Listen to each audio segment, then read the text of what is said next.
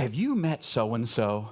Oh my gosh. Have you met Lisa and Bob and Adrian? Oh my gosh. They are strong Christians. You know, I wish I could be a strong Christian.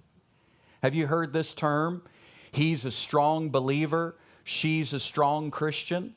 Well, this passage isn't talking about believers that way. It's actually saying be strong in the Lord and in the power of His might, His strength. It's about Him, and His strength remains constant.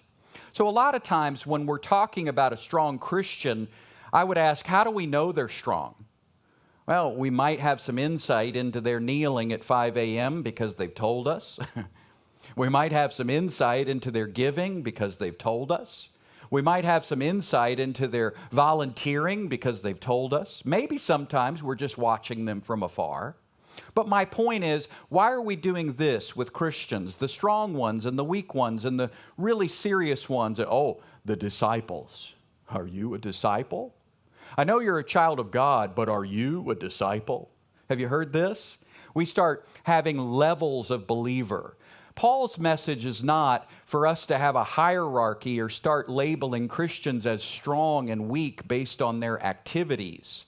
You know, there is a strength to believing in Jesus and trusting in Him, but it's His strength and His might. So then there's nothing to brag about. Do you see that?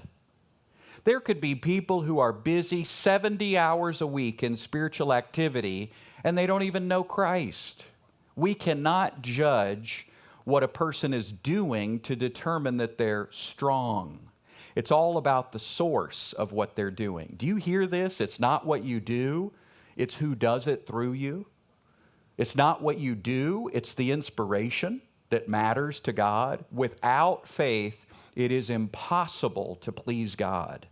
There are plenty of people that are busy. What God wants is your trust. Do you trust Him?